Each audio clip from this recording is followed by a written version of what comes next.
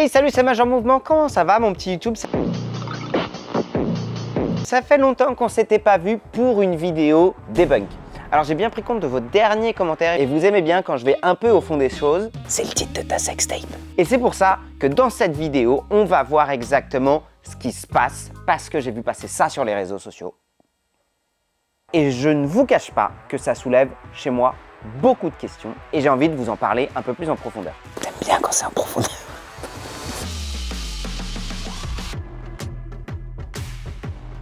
Cette vidéo est rendue possible grâce à mon partenaire du jour, Wopilo. Wopilo accompagne vos nuits et justement, pour pouvoir bien grandir, il est nécessaire de bien dormir. Ça fait 2 ans que je collabore avec Wopilo, une marque de literie française ultra quali.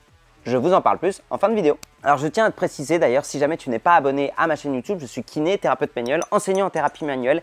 Et comme je vous l'ai dit, ces derniers temps, ça me fait vraiment plaisir. Je tiens à vous remercier. Vous me faites beaucoup de commentaires sur les vidéos qui sont un peu plus longues, un peu plus denses, ou surtout, on va chercher à fond dans les explications. Enfin du fun! Si vous êtes comme moi, passionné par le corps humain, vous allez voir que derrière juste quelqu'un qui cherche à grandir, il y a quand même pas mal de choses qui se passent. Cette vidéo, je vais la faire en 4 pans. 1. Qu'est-ce qui se passe concrètement, anatomiquement?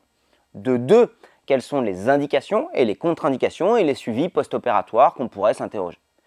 3, c'est ce qui m'intéresse le plus, c'est pourquoi est-ce que la taille c'est si important dans notre société. Et 4, et pour une des rares fois dans ces vidéos, je vais me servir de mon propre exemple. Je fais 1m67, ça n'a pas été facile au cours de ma vie et je vais un peu faire la vidéo que j'aurais bien aimé voir à 14 ans, à 15 ans, à 20 ans, quand je pensais que je n'avais pas de valeur parce que j'étais pas très grand. Et même, on peut dire que j'étais petit. Donc, je te mets le chapitrage en dessous et évidemment, je compte sur ton soutien avec un petit like ou me mettre en commentaire. Tout simplement que ça te fait plaisir de regarder mes vidéos. Le soutien et votre soutien est hyper important pour le soutien de la chaîne si vous voulez voir plus de vidéos comme ça. J'ai assez parlé, je vous propose de regarder ensemble cette vidéo et de comprendre pourquoi cette vidéo fait plus de mal que de bien. Pas le temps de niaiser.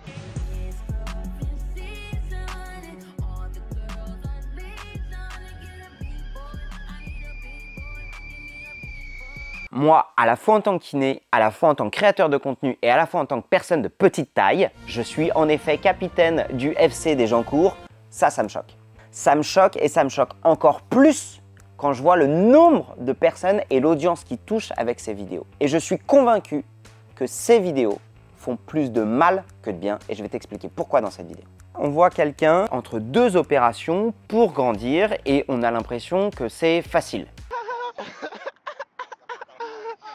Et quand on est petit ou quand on se trouve petit, on peut se dire « Waouh, ce mec est capable de gagner 7 cm, il va gagner encore 7 cm derrière, vraiment ça me tente. » En plus, quand on le voit à côté du canapé, il a l'air déjà particulièrement grand. Maintenant, quand tu as un canapé, moi ça m'arrive au niveau du genou, c'est le principe d'un canapé d'ailleurs, c'est d'avoir à peu près les tibias qui t'amènent au sol et d'avoir la flexion du canapé qui t'arrive au niveau des genoux. Donc c'est interpellant. On se dit pourquoi ce mec qui a l'air déjà grand va vouloir grandir encore plus et en effet, son objectif c'est de faire 1m90. C'est énorme. Waouh. Sa page a 17 500 abonnés, mais ces vidéos peuvent parfois cumuler au minimum 100, 150 000 vues et peuvent parfois monter à 1 million, 2 millions de vues. Et sa simple bio, c'est quelqu'un qui partage son parcours, qui passe de 1m72,5 à 1m90. C'est un peu court, jeune homme. Ça soulève beaucoup de questions, je trouve. Pourquoi quelqu'un d'1m72 voudrait faire 1m90? Est-ce que c'est mal de faire 1m72? J'ai pas envie d'avoir un nain comme copain. Les nains, ils me font chier. Comment est-ce qu'on fait pour y arriver? Et si ça a l'air si facile, pourquoi est-ce qu'on ne propose pas à tout le monde? Alors d'abord, l'opération, qu'est-ce que c'est? L'opération, c'est tout simplement de te péter les fémurs et de faire en sorte qu'un os, une fois qu'il est pété à n'importe quel âge, il va cicatriser avec de la croissance osseuse. Donc en fait, si jamais tu casses un os et que tu l'écartes un petit peu, il va y avoir comme de la peau, une prolifération du tissu osseux pour combler ce vide. Et donc en fait, c'est sur le principe de base de on casse un peu, on écarte, ça prolifère pour cicatriser. On casse un peu, on écarte, ça prolifère pour cicatriser. On casse un peu, ça prolifère pour cicatriser. Tout simplement pour pouvoir agrandir l'os qui cicatrise le plus, le fémur. J'ai pris mon copain ici. Je suis pas ton pote, mec. Et littéralement, ce qui va se passer, c'est qu'on va lui mettre un clou longitudinal avec des fixateurs externes et on va tous les jours écarter légèrement avec un coup de vis. Ce qu'il faut comprendre, c'est que ce léger coup de vis, il écarte tout simplement la trame osseuse, le vide, pour pouvoir faire en sorte que l'os cicatrise. Donc tu l'imagines bien, déjà pour gagner 7 cm, ça veut dire un alitement strict pendant 1 an à 1 an et demi. Combien? Pour gagner 7 cm, tu dois rester allongé entre 1 an et 1 an et demi, avec systématiquement des douleurs associées à des fractures. Ce qu'il faut comprendre, c'est que l'os de toutes les structures du corps humain, c'est probablement la moins douloureuse, pour la bonne et simple raison mais t'es taré, hein! que l'os est très peu innervé. Quand on souffre d'une fracture, ce qui fait mal, c'est pas l'os, c'est les éléments autour qui sont beaucoup plus innervés, les muscles et aussi les nerfs. Tu t'imagines que cette traction, elle va pas tellement faire mal à l'os, mais elle va faire mal aux muscles et elle va faire mal aux nerfs tout autour qu'on étire. Bah ouais, parce que ton système nerveux, si jamais tu lui mets une structure osseuse plus longue, il doit lui aussi s'adapter, il doit lui aussi repousser et donc forcément, ça peut occasionner des douleurs. Donc moi, ce qui me pose problème déjà dans cette vidéo, c'est qu'on a quelqu'un d'1m72 qui littéralement est dans une taille normale, qui s'impose un traitement extrêmement lourd de rester allongé, fracture, adaptation de l'intégralité des tissus, sans compter tous les effets néfastes pour le corps d'une période alitée sur le cœur, sur le cerveau, sur les poumons, mais aussi globalement sur toute la composition corporelle. Et qui balance ça juste sur TikTok et sur Instagram en mode hey, je vous raconte mon parcours sur comment je deviens plus grand pour faire 1m90. Ah, et il y a aussi un petit effet secondaire qui ne mentionne pas notre copain sur ses vidéos, c'est une question de proportion. Si tu te fais opérer des fémurs, c'est très bien, mais ton buste, lui, ne va pas grandir. Tes bras ne vont pas grandir, tes tibias ne vont pas grandir. Ah oui, ah, c'est pas con ça. Donc en fait, on va juste rajouter 7 à 15 cm de fémur. Donc en fait, ce qui va grandir, c'est ça. Et ça peut donner un aspect assez disproportionné. Et en parlant de disproportion, il y a un truc qui va pas grandir.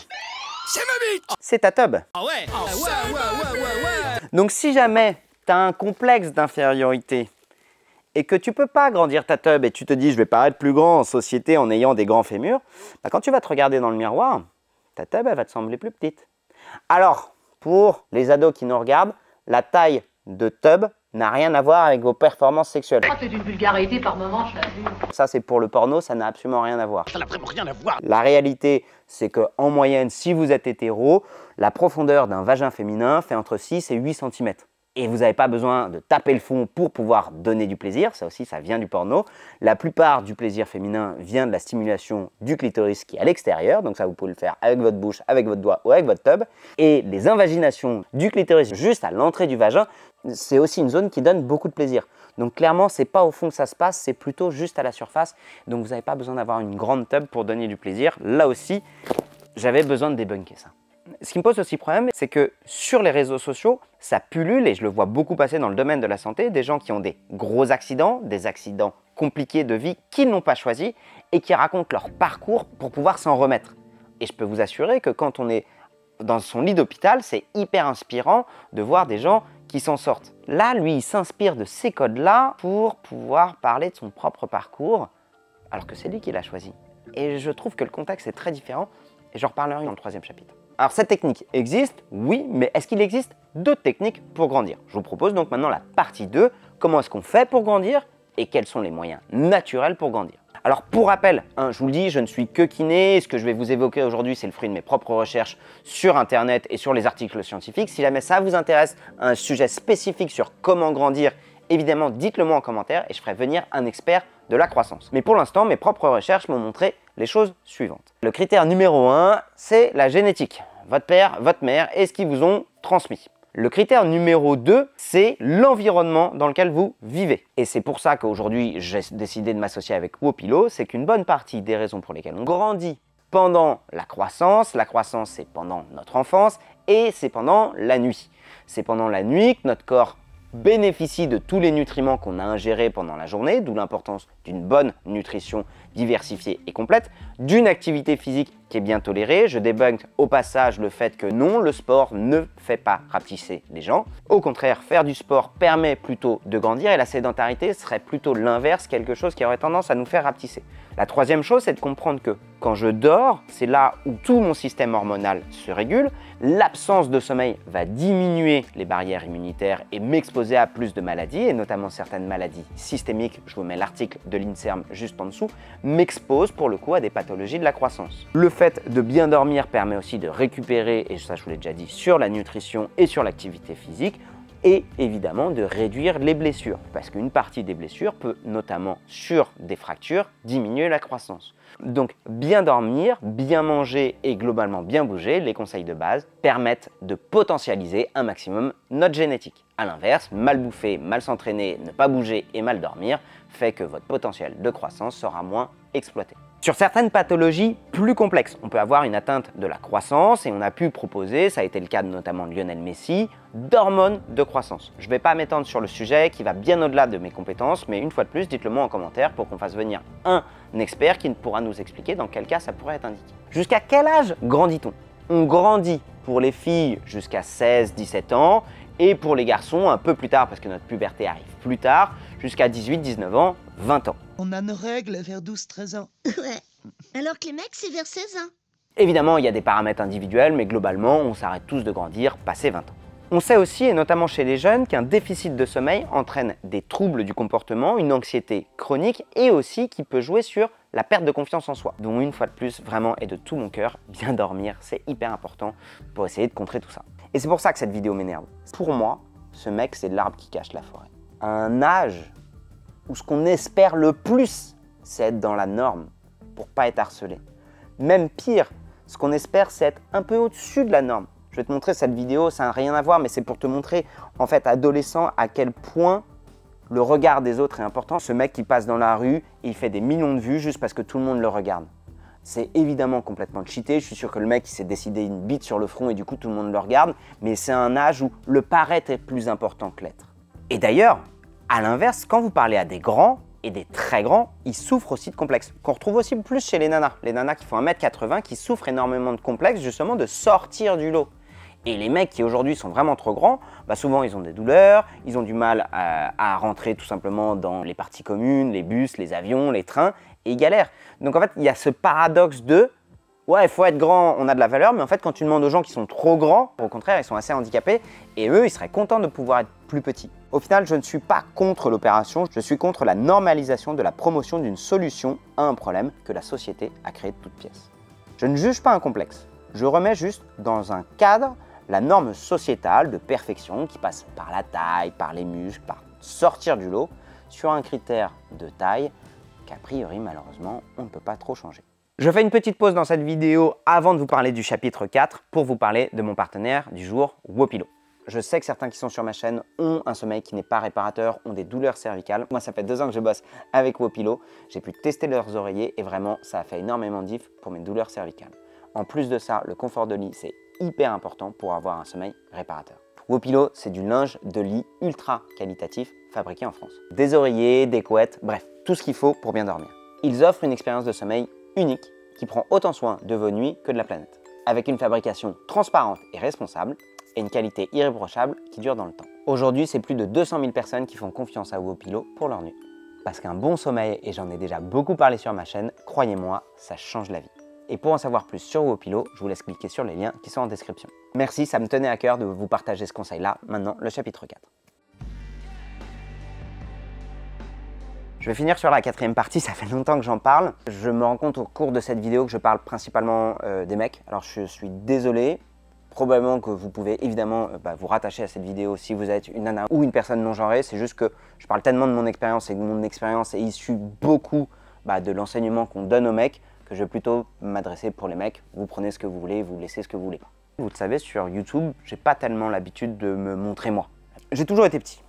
Et en plus d'avoir toujours été petit, j'ai eu un retard de croissance. Ce qui faisait que, pour vous donner un ordre d'idée, ça c'est moi quand j'avais 13 ans, on a l'impression que je suis en CE2 alors que j'étais en 4e. Ça c'est moi quand j'étais en terminale, on a l'impression que, en effet, je suis en 6e.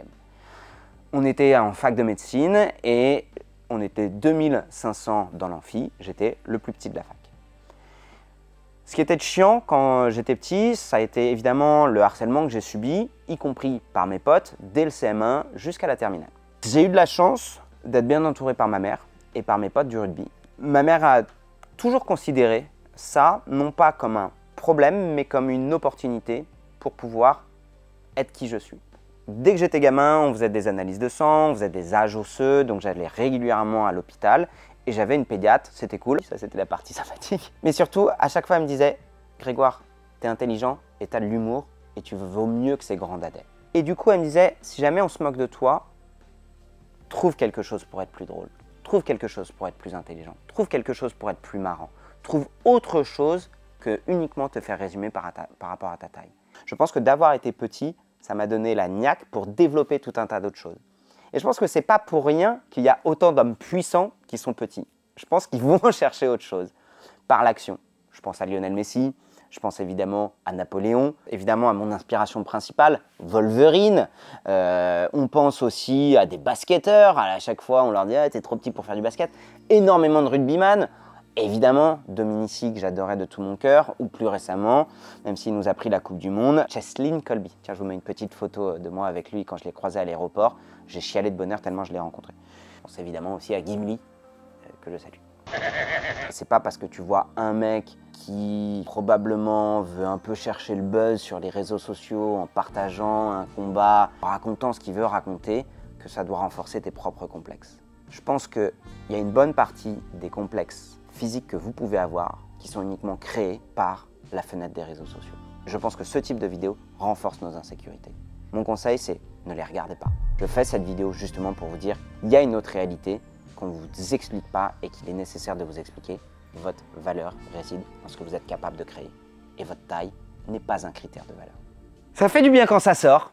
Je vais envoyer cette vidéo à mon moi du passé. J'attends juste qu'on crée la machine pour remonter le temps. Mais en même temps, si jamais je m'envoie cette vidéo dans mon moi du passé, est-ce que je serai vraiment mon moi du futur capable de faire cette vidéo à mon moi du passé? Si jamais vous êtes intéressé par les boucles temporelles, dites-le moi en commentaire et je ferai dire mon moi du futur pour parler et peut-être mon moi du passé pour qu'on se mette...